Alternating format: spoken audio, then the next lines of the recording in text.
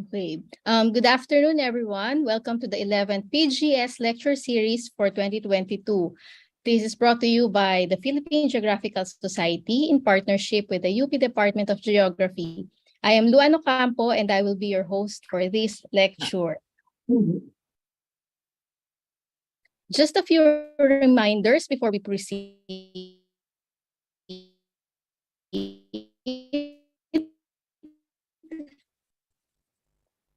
Yes, please turn off your microphone during the presentation.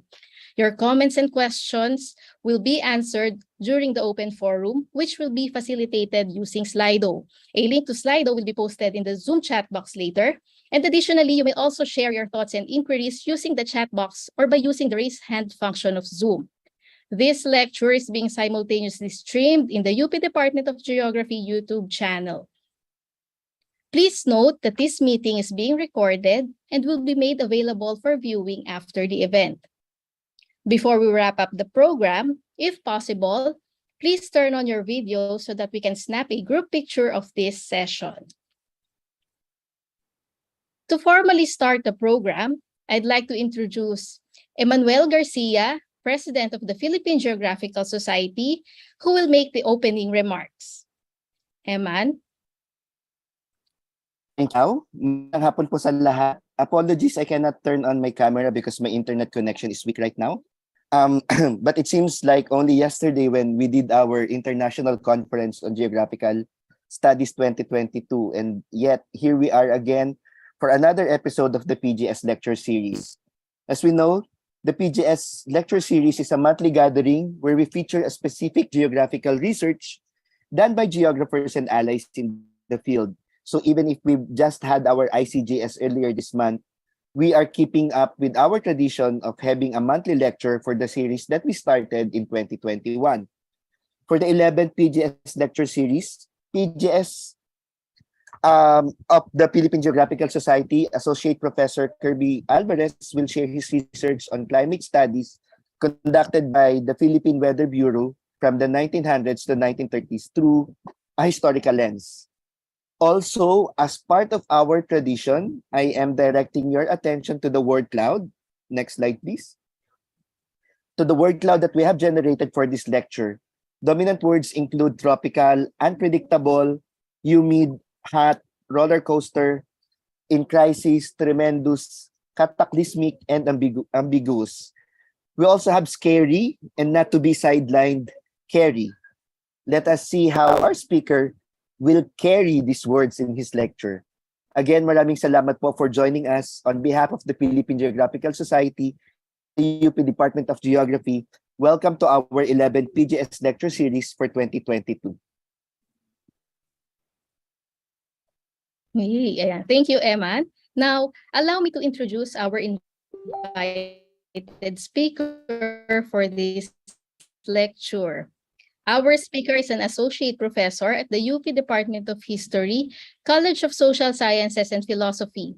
He finished his Bachelor of Arts in History in 2010 and Masters of Arts in History in 2014 in UP Diliman.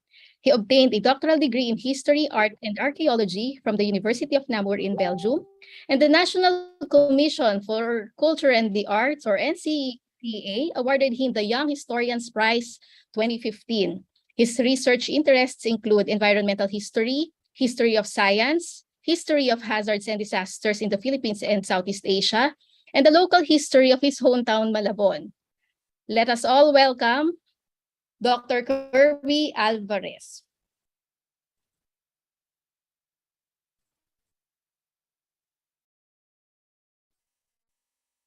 Sa lahat, first, allow me to share my screen. Okay, then... Okay, so muli magandang hapon sa lahat o magandang gabi kung nasaan ako ngayon. So allow me to read my paper. So I promise to finish this within the 40-minute mark the organizers gave me. So the title of my presentation is Understanding Tropical Manila, Climatic Studies of the Philippine Weather Bureau, 1900s to the 1920s. One concrete realization of mid-19th century global scientific progress was the emergence of scientific institutions. These were complemented by the invention and popularization of scientific instruments.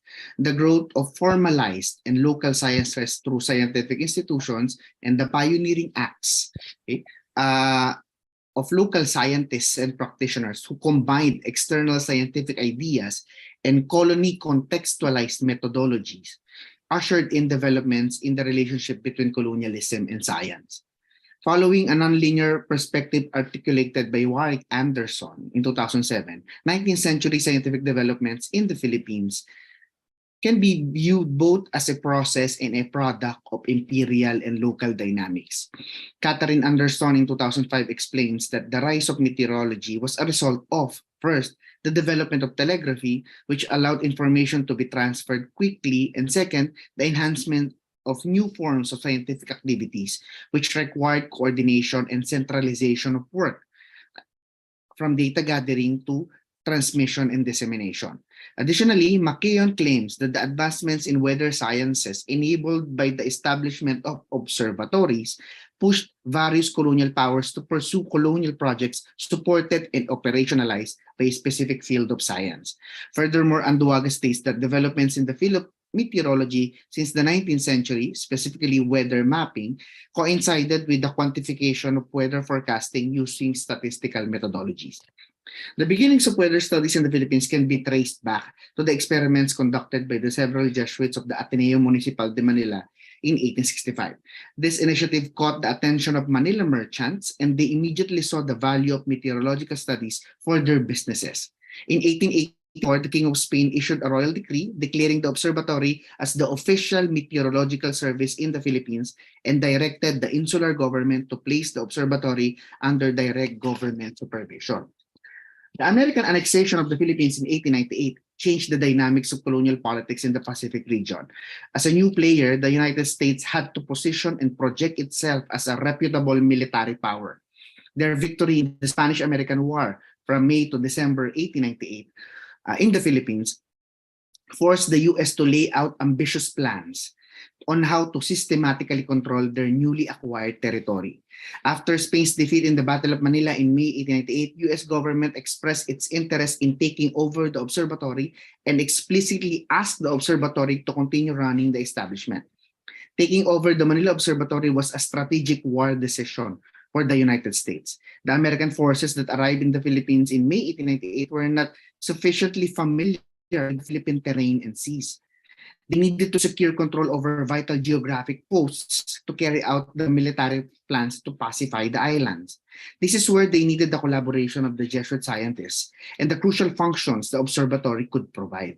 The Americans tapped the observatory's scientists to provide them with vital naval and geographic information, as well as to maximize other functions of the observatory, such as weather forecasting and international telegraphic networks.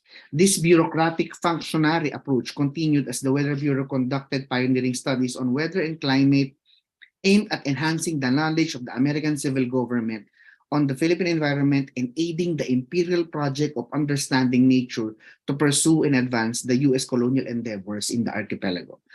Through the Philippine Commission Act No. 131, the American colonial government reorganized the Manila Observatory, expanded its work, and provided a new name, the Philippine Weather Bureau. The new Weather Bureau acquired instruments from the United States and established additional stations as soon as areas were named, surveyed, and secured. Additional rain stations expanded the network of weather data collection in the archipelago. Importantly, American Jesuits arrived to work at the Weather Bureau and became part of the Bureau's scientific staff. From its establishment in 1865 until the start of the Pacific War in 1941, 3 Jesuits served as the head of the observatory. Federico Faura from 1865 until his death in 1897, Jose Algoy from 1897 until his resignation due to health concern in 1927, and Miguel Salga from 1927 until the start of the Japanese occupation of Manila in 1941. In a letter by Edith Moses, wife of then Secretary of Public Instruction Bernard Moses, published in 1908, she aptly describes the extremely hot weather in Manila. I quote, "Hot, You never imagine the real meaning of that word, and yet the thermometer marks only 99 degrees Fahrenheit. The moist atmosphere makes it seem many degrees higher. Team clothing and excitement are helping us to bear the heat, for there is a sense of exhilaration in thought that we are the last in the Oriental America. End of quote. In certain studies on urban transformation of Manila in the early years of American colonial rule in the Philippines, the creation of a city that fits in the idea of modernity was given a priority. Manila, as Torres describes it, was a land of perpetual summers, and the Americans had a hard time dealing with the day's work and the irritation of the tropical insects brought to them. In fact, a term was invented by the Americans to describe the struggling of living under the tropical climate: Philippinitis. Gardner defines Philippinitis as the, and I quote, the enervating impact living within a tropical climate was the passive killer of the civilizing mission, the rot at the center of the insular government. End of quote. For Rafael, this ailment refers to the overexposure to tropical heat by white colonial officials. The redevelopment of Manila in terms of urban planning and infrastructures emanates from the realization of creating a landscape suitable for their way of life and colonial endeavors.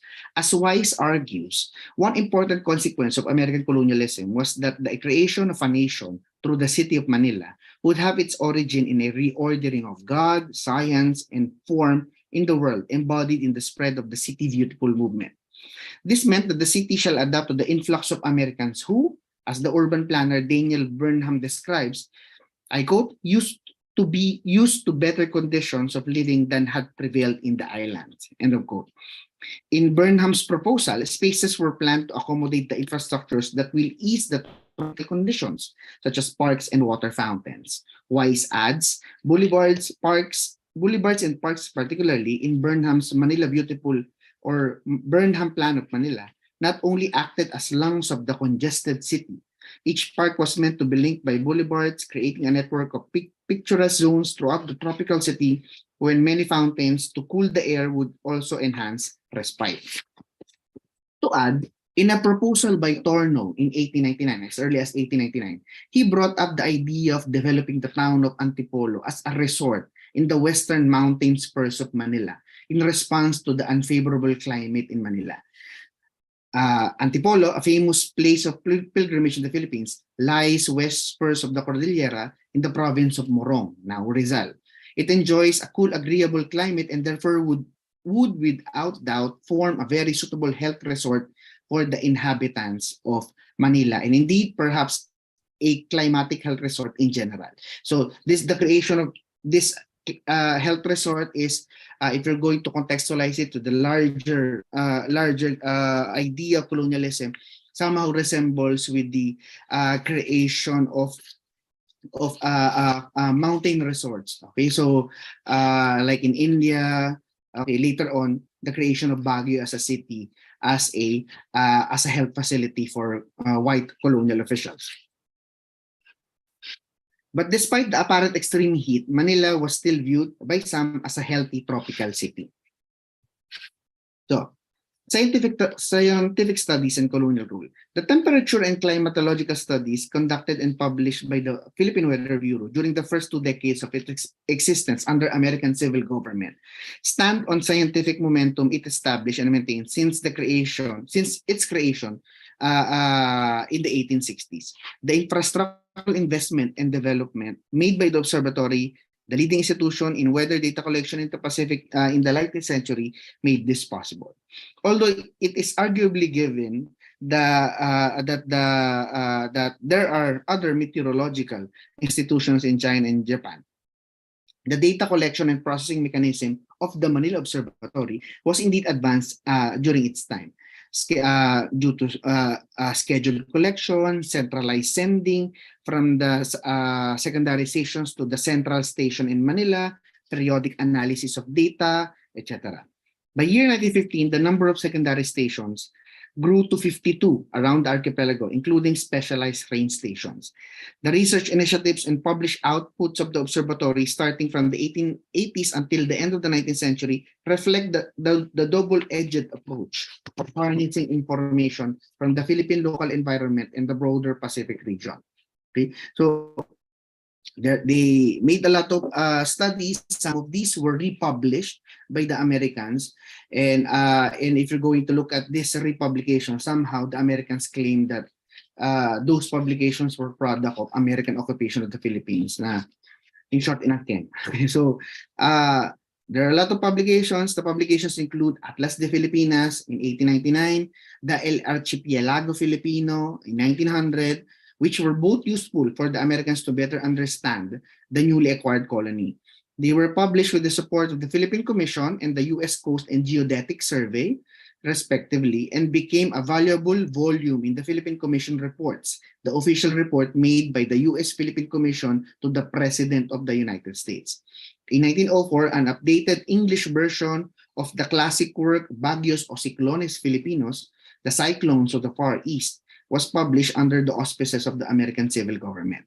The book is divided into two parts. Okay, the first deals with the theories about typhoon occurrence in the Pacific, and the second one talks about the science of weather disturbances and the instruments the Jesuits invented, instruments on weather prediction.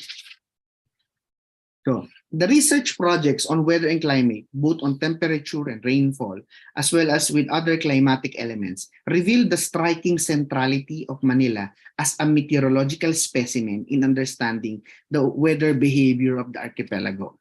In the 1936 compilation, the publications of the observatory, they listed down, or the Weather Bureau listed down scientific works, studies, and unpublished papers of the Jesuit scientists of the observatory and of the Weather Bureau. Highlighting the role of the observatory as the origin and central station of the Weather Bureau, then Director Miguel Salga made a presentation of the scientific work of the observatory it spearheaded in the past 70 years, focusing on publications concerning temperature and heat studies, or climate. Noticeable is the preference of studying a novel aspect of weather and climate in Manila and using the data about the capital city to broaden the understanding about the general meteorological and climatological conditions of the archipelago. Some of these are El Archipelago Filipino, interesting climatological data concerning the weather of Manila, ground temperature observations of Manila, Jose Alves, that will be Coronas. Jose Corona says the climate of the Philippines. Miguel Salga's works on sunshine, evaporation, on severity of summers in Manila, okay, etc. The contents of these works highlight that the weather studies conducted about Manila served as a template for an extensive scientific study of the Philippines and the use of scientific data and analysis in colonial policymaking, especially in matters related to the administration of the natural environment and the economy. So let's look at some of these works. El Archipelago Filipino. It's a timely compendium. One of the earliest works that was used and maximized by the US government was the publication of the El Archipelago Filipino in 1900. The second volume of this work is solely dedicated to present the data on Philippine climatology, seismology, and terrestrial magnetism. Compiled and organized by the Jesuit scientists and Filipino native personnel of the Manila Observatory, this data compendium is a proof of decades of scientific work since the establishment of the State Meteorological Service decades before. The collection is also a response to the request of various foreign government representatives in Manila, as well as from the network of observatories abroad who were in contact with the Manila Observatory. The El Archipelago Filipino second volume has 3 parts. So, talks about climatology, seismic data, and terrestrial magnetism, and 17 chapters. The first part, which has 9 chapters, detailed the vital climatological information about the archipelago, such as atmospheric pressure, temperature, hygrometry, rainfall, wind, cloud types, typhoons, and other atmospheric disturbances. It also narrates a short institutional history of the Meteorological Service in the archipelago. It is observable that in the the presentation of information in this volume. The compendium follows a centrifugal discussion. It starts by presenting the data and analysis on Manila, then relates and compares them with the regional and archipelagic trends. The data presentation is grouped based on the time of collection, daily, monthly, and annual. Kaya mina ng datos itong LRTPO. So, what the part of the LRTPO Filipino on temperature reveals is that it presents one of the earliest attempts to categorize the seasons of the country based on data collected for almost 15 years. For example, it divided the year into 3 groups of months depending on the behavior of the data recorded. November to February, relatively cold months, April to June, hottest months, and July to October, moderate months. The drought of 1911 to 1912. From October 1, 1911 to May 31, 1912, the Philippines experienced one of the longest droughts in the early 20th century. During this period, most of the country experienced a sudden increase in temperature and a gradual decrease in the amount of rain. Weather Bureau considered the said drought as the severest ever observed in the archipelago and the worst experience in the country since the observatory operated in 1865. Bureau conducted an immediate analysis of the data they collected and published it as a scientific report titled The Extraordinary Drought in Manila, Philippines, October 1911 to May 1912, authored by Jose Coronas. In this study, in the study's rationale, Coronas states that our chief aim in preparing this paper has been to show as clearly as possible to what extent this statement is true, for which purpose we have made use of all the rain statistics in our possession, which latter, as far as Manila is concerned, cover a period of 27 years. The order procedure will be to study the drought first with regard to Manila, and then as it affected the various regions in the archipelago.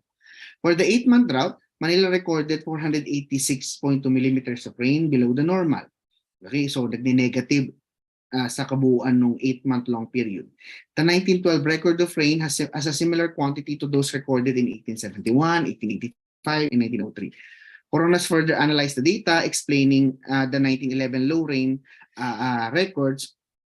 Mababasa yun sa kabuuan ng report.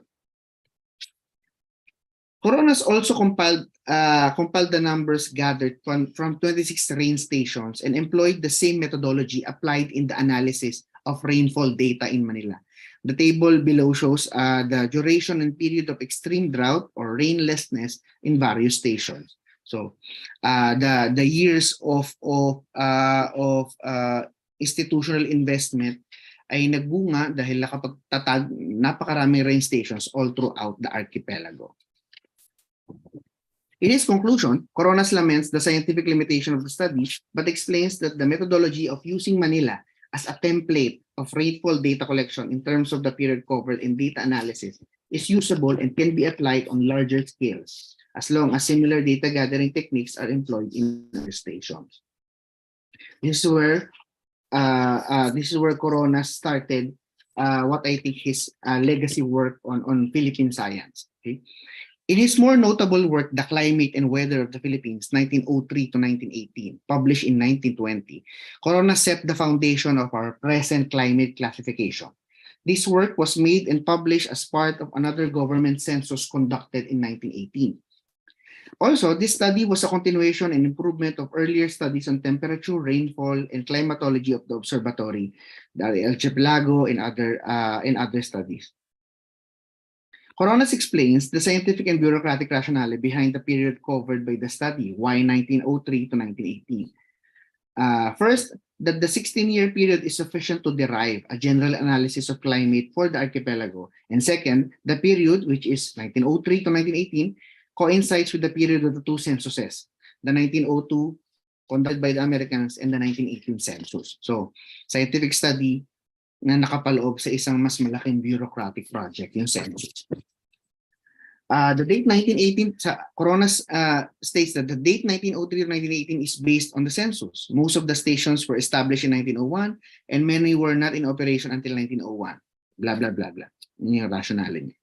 Moreover, Coronas argues that the data they collected supports Hans' 1898 study and other meteorologists' observation that in the tropics, at least 5 years of observation is appropriate to determine the accurate monthly and annual means. The book has 6 chapters of data and text, introduction, remarks, the discussions on temperature, rainfall, relative humidity, cloudiness, winds, and typhoons, and data tables, plates, and illustrated maps. Downloadable yun online. In the second chapter, Coronas analyzed the temperature data from 53 stations of the Weather Bureau, but there's a particular emphasis on testing the statistical methods on the data on Manila, primarily because it's the most complete not only in terms of the period covered but also of its pre-1903 years. The succinct tables present a summary of the temperature data of the Corona study. Yan. So may magkukumpara sa Manila data with other cities in the world batay sa data ng Manila Observatory. Okay, and data from wala ata isang slide. Data from various cities around the archipelago. I don't know, like this. Anyway.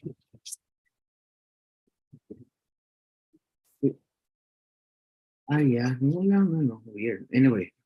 As an additional information for the readers, Coronas also compared Manila's temperature with other major cities abroad, together with Baguio, cities in the Far East, Peking, Hong Kong, Shanghai, Tokyo, in India, Calcutta and Bombay, North America, New York, Chicago, Washington, San Francisco, New Orleans, and Los Angeles. In Europe, London, Madrid, Paris, Berlin, Vienna, and Rome.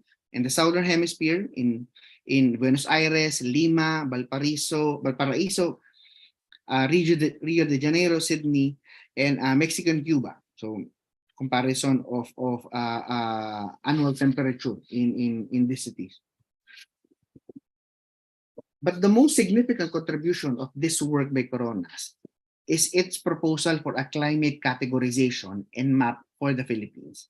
In creating the proposal, Coronas focused on temperature and rainfall data to derive his climatic categorization. Temperature and rainfall may be considered for any region, but most particularly for the Philippines as the climatic elements of greatest importance. Temperature making our climate a tropical climate, while the distribution of rainfall gives way to a definite subdivision of climates with the characteristic tropical climate. Coronas presented 4 climate types: first type, second type, intermediate type A type, and intermediate B type. This is an improvement of an earlier climatic categorization first presented by Algue in the Panama Pacific International Exposition in 1915. Corona's study of climate gained attention from the public that 2 years after its publication, the government reproduced 4,500 copies of the work and distributed them for free, particularly in offices and institutions. So yun yung climate type proposed by Corona in 1920. So first type, 2 pronounced seasons, dry in winter and spring, wet in summer and autumn. Second type, no dry season with a very pronounced maximum rainfall in winter. Intermediate A type, no very pronounced maximum rain period with a short dry season lasting only from 1 to 3 months. And intermediate B type, no very pronounced maximum rain period and no dry season. So meron ding map dun sa original na kopya. So medyo malabo tong mapang to kasi 2015 ko ba ata to nakuha sa Manila Observatory Archives. Despite the use of locally collected data and collected and analyzed data, the climate classification derived shows the use of Western seasonal categories. Coronas combines the dry and wet season labels with the Western winter, spring, summer, and fall categorization. Presently, the Department of Science and Technology, Philippine Atmospheric, Geophysical, and Astronomical Services Administration, or DOST PAGASA, uses an updated, modified climate classification of coronas, as you can see. Yun yung ginagamit natin ngayon. This is from the DOST website. It has 4 types, type 1, type 2, type 3, and type 4 climate classification. So let's breeze through other works other works or studies on climates. So let's look at some works by Miguel Salga. Miguel Salga served as the 3rd director of the Observatory or the Weather Bureau. From 1927 until the start of the Japanese occupation. His scientific portfolio as one of the scientists of the observatory contains pioneering works on meteorology, astronomy, terrestrial magnetism, and time service. In his studies on typhoons, he coined the term typhonitis to describe the mass state of fear of people in the archipelago due to the frequency of extraordinary intensity of typhoons. In 1928, Salga published 2 of his studies on temperature or climate in Manila, the evaporation of Manila and the sunshine of Manila. So, huwag niyo basahin literally. Hindi nag-evaporate yung Manila. These 2 works were uniquely and purposely made to study the specific conditions in Manila based on these 2 elements. On the evaporation of Manila, the object of this paper, according to Salga, is to derive the characteristics of the evaporation at Manila from the observations at present available. The other work, the sunshine of Manila, the purpose of this present paper is to study not the intensity but the duration of sunshine, not throughout the archipelago but in Manila only. These works are noble type study during the period. In the attempt to deepen the data bank and enhance the scientific studies on weather and climate at Manila, these works contributed not only to the improvement of the scientific service of the Bureau, but also to the scientific literature of the period. In the evaporation of Manila, Salga used the available temperature data for Manila from 1870 to 1886 in the old location of the observatory inside Intramuros, and later on, from 1887 to 1907 and 1910 to 1927 from the location of the Weather Bureau along Ermita. So yung kinatatayuan ngayon malapit ng Robinson's Ermita, malapit doon. Nandun yung dating weather observatory. Okay? So okay. Sunshine of Manila. Okay, sorry. In this particular study, Salga points out the implications of Manila's high evaporation rates to 2 industries, vegetation and salt industry. First, borrowing the studies made by a fellow Jesuit, the entomologist Robert Brown, on the vegetation of Mount Makiling in the province of Laguna, he asserts that the high evaporation rates affects the growth of trees in the capital city's region. Second, contrary to the assertion on the slow growth rate of plants due to high evaporation, Salga argues that the salt industry in the Philippines, particularly in the western sector of the archipelago, such as the salt-producing provinces of Pangasinan, Bulacan, Cavite, Rizal, Batangas, Antique, Cebu, Iloilo, Negros, and Palawan, would benefit heavily from this evaporation trend. In the sunshine of Manila, Salga correlates the value of measuring the duration and intensity of sunshine to the climate of a place and its influence on the growth of plants in a location. Since 1890, the observatory had been publishing its weather observations on the sunshine in Manila, even though it was transformed to what became the Philippine Weather Bureau. It continued its studies, though not extensive compared to other climatic elements. Salga explains that measuring sunshine has been a practice of meteorological centers to publish the insolation observations in their locality. And the observatory in Manila had applied dynamic forms of reporting and publishing the sunshine data of the city. The observatory used various types of brands of sunshine recorder to pursue this scientific work. Measuring the sunlight intensity and the length of its presence or absence has an impact on vital environmental endeavors. Salga explains, from a climatological point of view and for agricultural purposes, the knowledge of the number of days without effective sunshine is very useful and important. The number of insolation days is the difference between the number of days of the month and the number of sunless days as shown in his study. Salga also asserts, through a clarificatory explanation, that the intensity of solar radiation has no direct correlation to cloudiness and thus, the latter does not interfere with the former. He also adds that even the major volcanic activity of the Taal volcano from January to February 1911 did not significantly alter and affect the level of solar insolation in Manila. Salga concludes that the sunshine data of Manila contributes to the constant vegetation and agricultural production in and in the region around it. Lastly, Salga made a comparison of sunshine data from major cities abroad in the United States, North Africa, Central and South America, Spain, Italy, Switzerland, Scotland, Japan, and Vietnam, or Tonkin. And this reveals that Manila ranks 15 out of 21 localities. So what's the purpose of all of these some of these scientific studies? Of course, there were a lot. Okay, so, and we cannot discuss each and every climatic study. At the beginning of the 20th century, the Americans faced the economic challenges which haunted the Philippines in the previous century, the late 19th century. As a new imperialist country, the United States laid down policies linked to a grand economic project to establish a strong competition with Western Europeans in the game of profit-making and commercial empire building in Asia. The Americans utilized the natural sciences that have strong roots in the West to study and lay down colonial foundations for the objective of civilizing and modernizing colonies. The use of science as a colonial mechanism ushered in the establishment of institutions geared to promote scientific research for the metropole's benefit. A pattern in all colonial societies suggests managing the environment reinforced the implementation of a plethora of ecological policies for commercial profit. The Americans saw the potential of the observatory as an advanced scientific institution that can be used as a tool to implement their colonial projects in the Philippines. Tornow 1899 points out that for Manila to be an investment-friendly principal emporium, it needed to have an urban landscape suitable for comfortable residents. But the archipelago during the first 2 decades of the 20th century was hounded by frequent climatic extremes that hampered its vital sectors dependent on the environment, such as urban development and agriculture.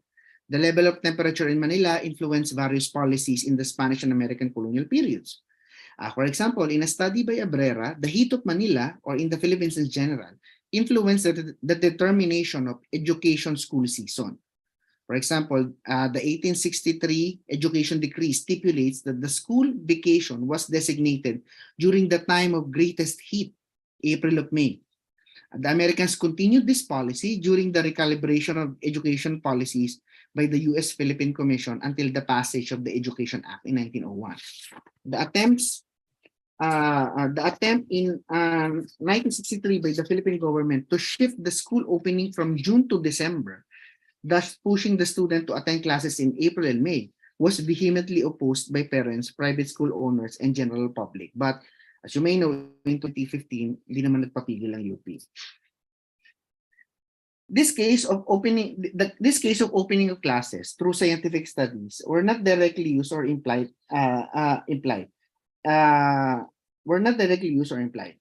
Okay, but in Coronas's Climate and Weather of the Philippines, the then director of the Bureau of Census, Ignacio Villamor, who later served as the first Filipino president of the University of the Philippines, considers the work of the Weather Bureau as vital in public safety and economic development. Villamor argues that the data given in this report will be of exceptional interest to the public in general, and most particularly to those who are engaged in agriculture or in commerce in the Philippines.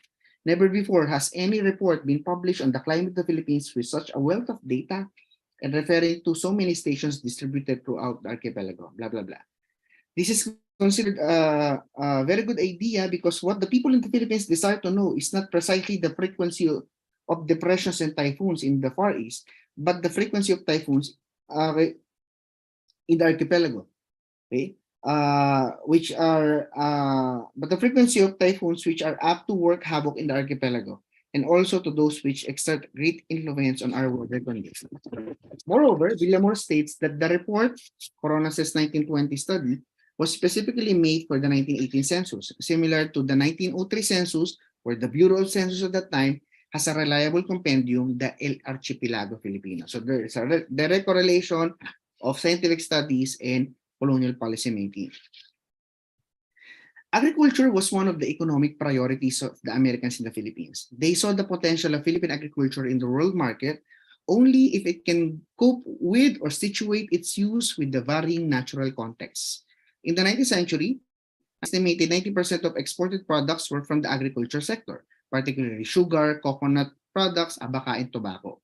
In 1899, the US Department of War and Department of Agriculture pointed out climatic phenomena such as typhoons, floods, and drought to have a huge effect on prices and transport of commercial agricultural products.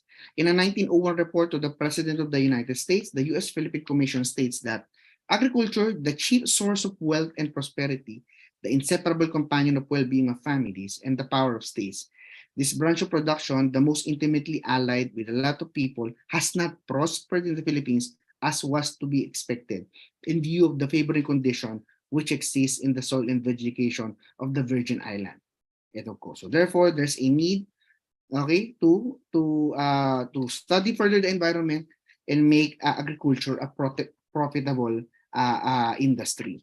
During the first years of American colonial rule, it was quite clear that improving the agricultural situation in the archipelago would require investing resources to understand the environment, such as expanding the scope of the observatory. Indeed, this emulated the developments at home in the United States. After its establishment in 1901, the U.S. Weather Bureau's primary task was to provide weather reports and flood warnings for the agricultural sector.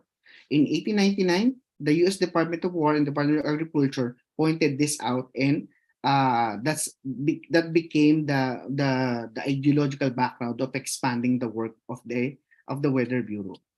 That was one of the underlying reasons for the establishment of the Bureau of Agriculture later on. The Bureau's task involved research into new crop species that would manage well in the face of the colony's tropical climate and natural hazards. To conclude, colonial powers in the 19th and 20th centuries, okay, for example, the Americans in the Philippines during the first 2 decades of the 20th century, used science for two main purposes: to enhance control of colonial resources and to encourage local development. McNeil in 2010 recalibrates David Abernethy's triple assault of colonial domination and adds a fourth mechanism, environmental science, which was used to control nature and the inhabitants of a territory and to usher in development of institutions geared to promote scientific research for the benefit of the imperial metropole. So this particular argument can also be seen in other recent studies on how science was used by the American colonial government to pursue various colonial projects. For example, Roel Pagunsan's work on the Bureau of Science and the creation of the creation of a Philippine archipelago that has a rich natural resources on fishes and other marine life. Even the studies made by Anthony Medrano on various scientific expeditions conducted by the Bureau of Science and other scientists to enhance the scientific literature on the Philippines. So lahat yan ay pasok dun sa argument on the use of science as a tool for colonial rule. The reorganized Weather Bureau, with its nucleus still intact from the Spanish Colonial Meteorological Agency, okay, advanced field and laboratory projects to further expand the existing knowledge on weather and climate. The environment of Manila and other vital regions surrounding the capital city were the subject of the advanced data gathering and climatic theory applying initiatives of the Weather Bureau. Providing a structured scientific approach to weather forecasting and studies was the primary object of the Weather Bureau's institutional existence and development in the early 20th century. The public was offered new forms of knowledge and their application, reflected through the scientific work presented in this talk. Through the Weather Bureau's engagement with various public sectors, meteorology or climatology later on served as a tool for public administration in this particular episode of our colonial history. Salamat po. Maraming salamat.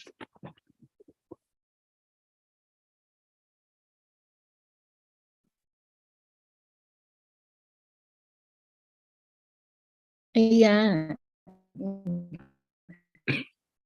For the very proceeding with the open forum, PH Climate capital P, capital H, and then lowercase climate. Ayan. Or you may also use the chat box or the raise hand function of Zoom. Okay, so do we have questions? Okay.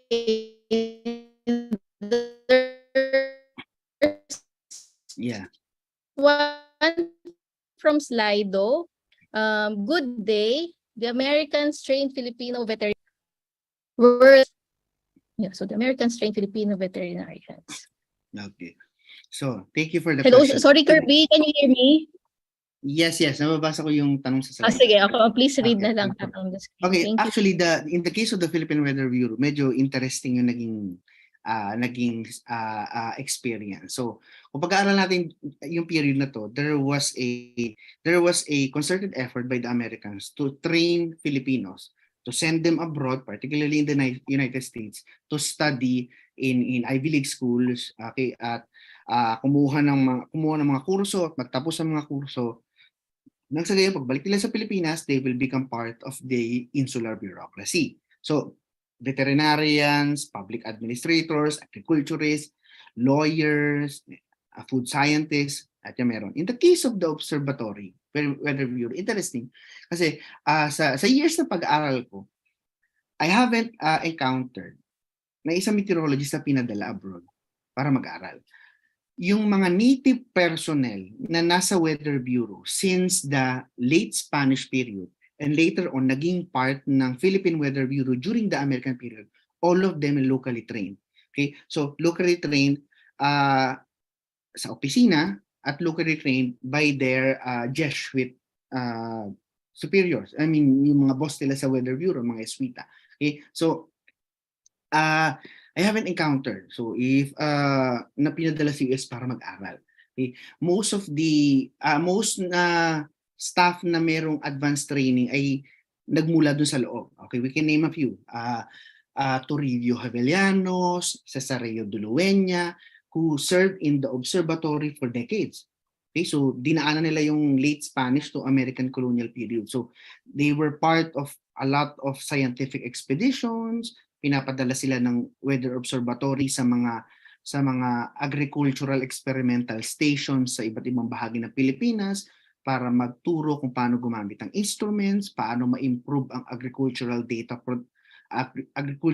collection using weather instruments at iba pa. Pero yung abroad para mag-aral, I haven't encountered. So I tried to trace yung mga native staff ng observatory. So there's an interesting mural or painting na ginawa noong 1915 in celebration of the observatory's 50th anniversary, 1865-1915. Pero yung mural na yon ay nasunog noong 1945. What we only have now ay yung picture. So kaya hindi ko makita masyado yung maliliit na picture doon na yun yung native staff ng observatory. So may pangalan naman sila pero ang hirap sundan nung naging kanilang scientific career. At isa rin yan sa mga aking in-argue when I talk about my papers on scientific knowledge production na napakahalaga ng role ng mga Filipino native staff ng observatory at ng Weather Bureau. So diretso ko na bang sagutin yung next question? Sige please, Chappy ako Kerby.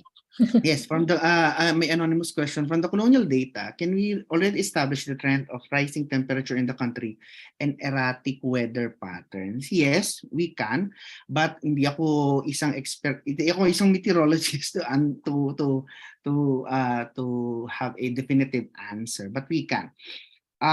Yung mga nakilala kong mga historians who work on the history of meteorology, halimbawa dito sa Japan, medyo advanced na yung kanilang skills on this or field ng historical seismology.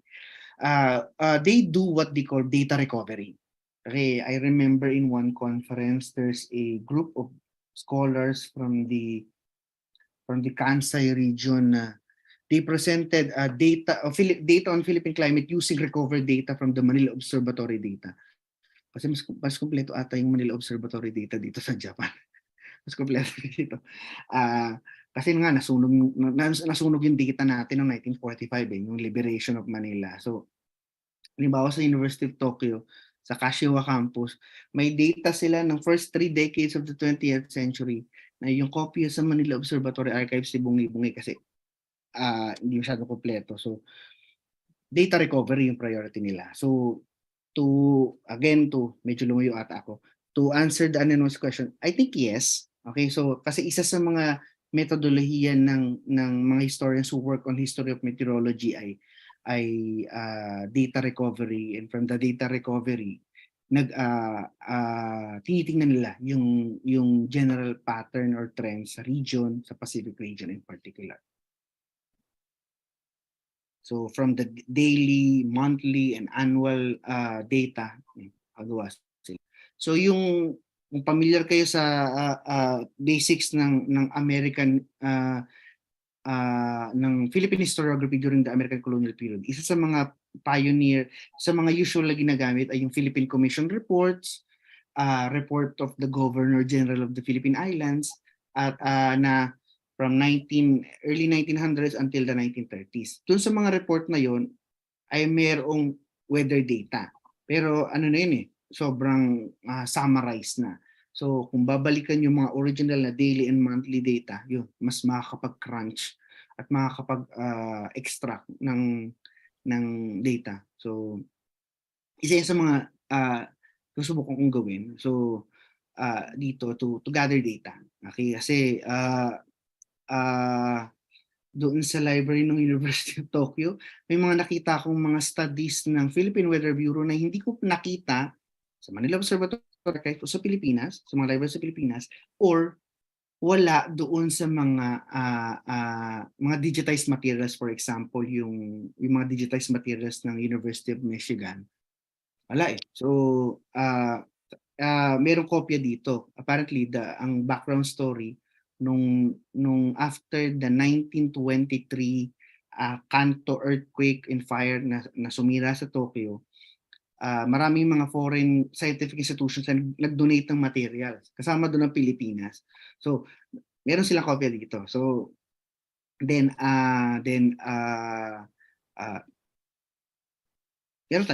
meron pang surviving na kopya. So, yun. Just to share, isang interesting material na nakita ko ay there were elites from Cebu, okay, na gusto mas maunawaan paano mas makakapag-invest sa probinsya ng Cebu. So kailangan aralin yung climate nung region, particularly the northern region. So they gave a research fund sa Weather Bureau na aralin tong data ng Cebu, tapos para mas makinabangan ang kapaligiran ng Cebu. So kung mas mauunawaan how climate and other weather conditions doon sa island. So yung mga ganong idea ay nare-recover natin sa pamamagitan ng research.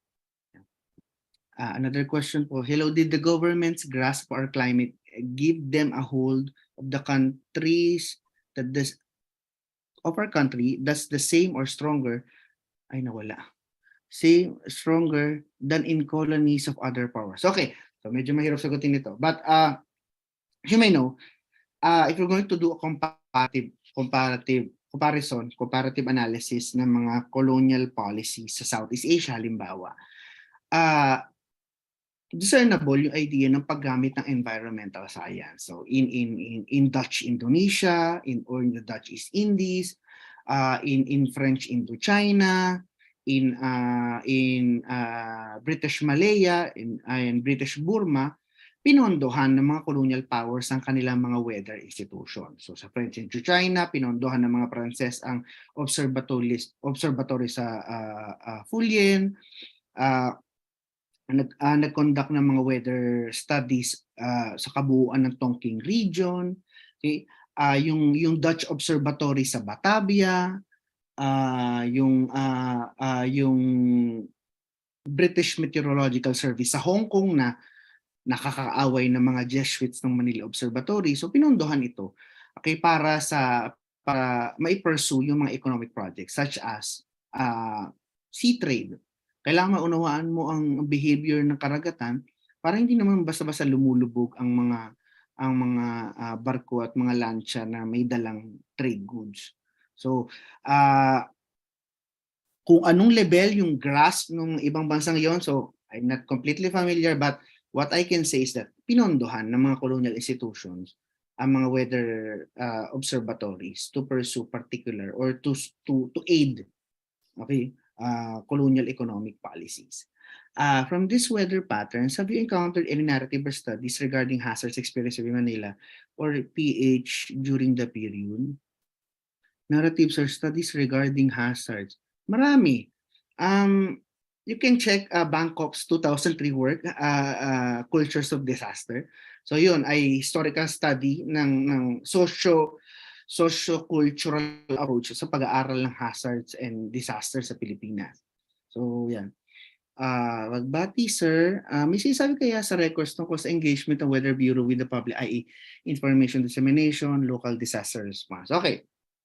For example, isang direct, hindi ko ata na-present dito, sa ibang paper ata. Isang direct correlation during the first 5 years, for 5 years, from 1902 to 1907, yung Philippine Weather Bureau ay may specific project na tinatawag na crop service reports, wherein they collect data from the ayuntamientos, okay, yung mga mula sa mga presidente ng mga town presidents. Okay, kukolekta sila ng data at yung data na yon ay basically a qualitative analysis ng agricultural conditions sa kanilang mga towns.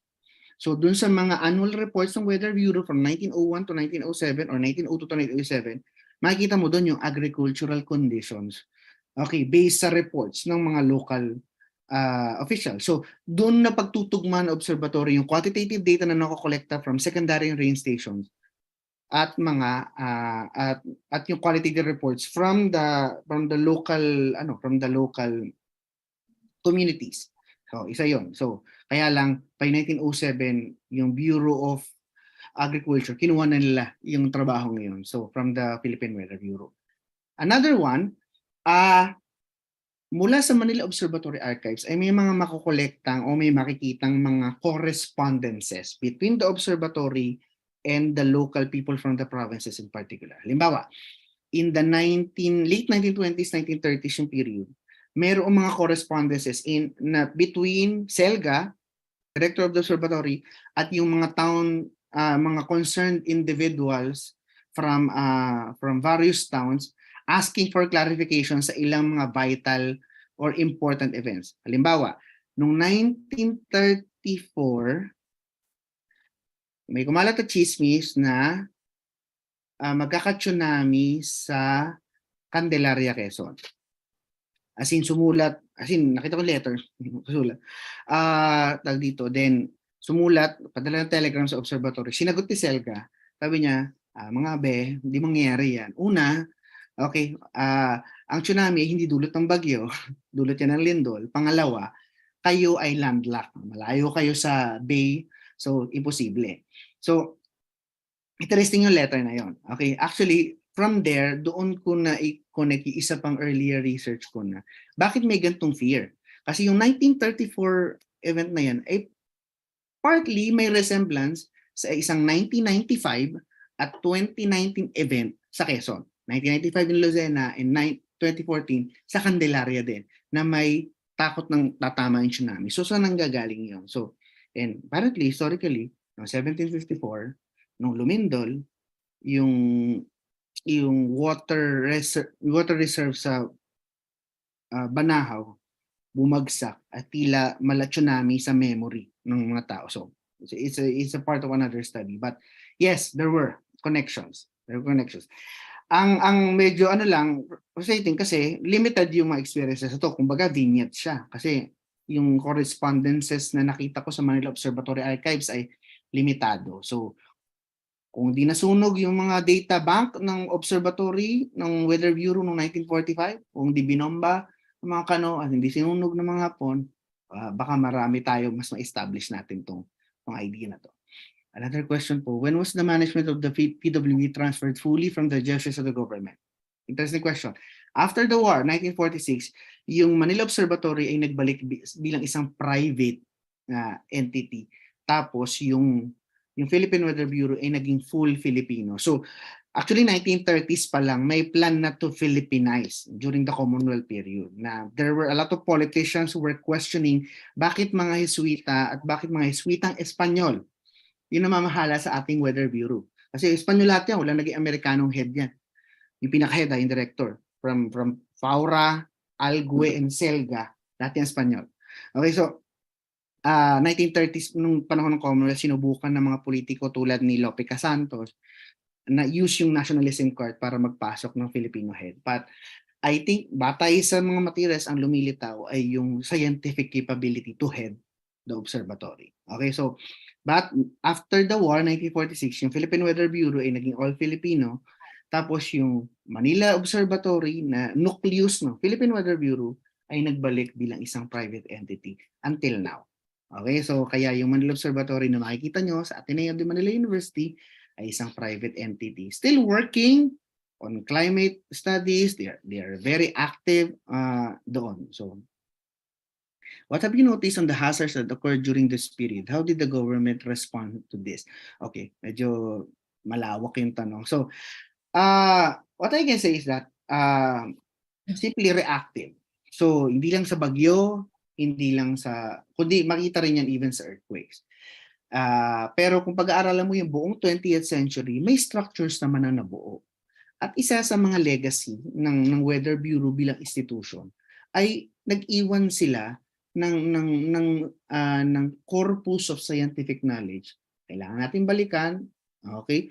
At nang sa gayon makita natin paano inaaral ang mga bantang pangkalikasan, hazards, at mga sakuna, yung mga disaster na nangyari during this period. And from there, we can learn na, okay, ito yung naging transition. Transition how we respond to disaster. May pace na reactive, may pace na proactive. Okay, fairness. So, for example, ang Weather Bureau, isa sila sa mga Jesuits ng Weather Bureau, isa sila sa nag-i-insist na ng maayos na typhoon weather coding sa buong Pacific. Because if you're going to look at kasi the maps, tayo isa sa unang sumasalo ng typhoons. So nung 1920s, nung 1930s, sinusubukan mag-standardize ng typhoon warning signal sa malaking bahagi ng South China Sea, bawa Hong Kong hanggang Japan. Isa ang observatory sa active na nagpo-pursue ng policy na may kanya-kanya experience about bansa at napakahalaga ng experience ng Pilipinas dahil kami yung unang sumasagupa sa bagyo. Ganung bagay. Yes. Last question. Yeah. How have these studies affected the agricultural sector in the Philippines? Are there more things that the meteorological field can do to improve agriculture? Medyo Miss Universe question yun. Okay, so syempre, essentially, we can, sana yung scientific knowledge na napoproduce from data to analyze data or publish studies ay sana nagre-reflect sa mas maayos na polisiya sa agrikultura. And I think meron naman. Okay? Lalo na yung post-war period. Yung post-war period ay kailangan pang aralin. Isa yan sa sinusubukan kong bisitahin lately. Ang isa sa nakikita kong pattern, noong 1950s, 1960s, 1970s, and 80s, yung Weather Bureau na naging pag-asa noong 1970s, isa siya sa nag-frame ng idea natin ng civil defense.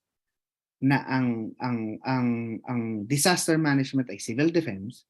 Okay? Therefore, ang weather institutions ay nasa ilalim ng Ministry of Defense.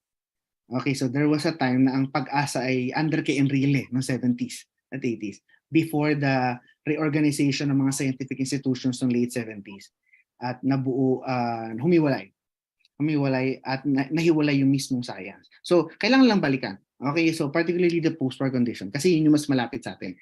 Ito ay yung nangyari 100 years ago, baka hindi na, although naniniwala kong kailangan balikan kasi baka may pattern tayo makuha. Yung medyo mas recent yung kailangan tingnan. Itong the past 50 years. kung ano yung naging policies o yung interaction ng weather institutions at ng agricultural sector. Yung sa ngayon mas relatable yung mga ideya na ma-extract natin. Ayan, okay. So thank you everyone for the insightful discussion. And Kerby, thank you for facilitating the Q&A. At this point, allow me to present the Certificate of Appreciation to our speaker. The Philippine Geographical Society would like to present the Certificate of Appreciation to Dr. Kerby Alvarez for the valuable insights and expertise shared as virtual resource speaker for the talk Understanding Tropical Manila, Climatic Studies of the Philippine Weather Bureau, 1900s to 1930s, as part of the Philippine Geographical Society Lecture Series 2022, held on November 29, 2022. Signed, Dr. Joseph Palis, Chair of the UP Department of Geography. Signed, Emmanuel B. Garcia, ENP, President of the Philippine Geographical Society. So thank you, Kerby. Para sa bayan.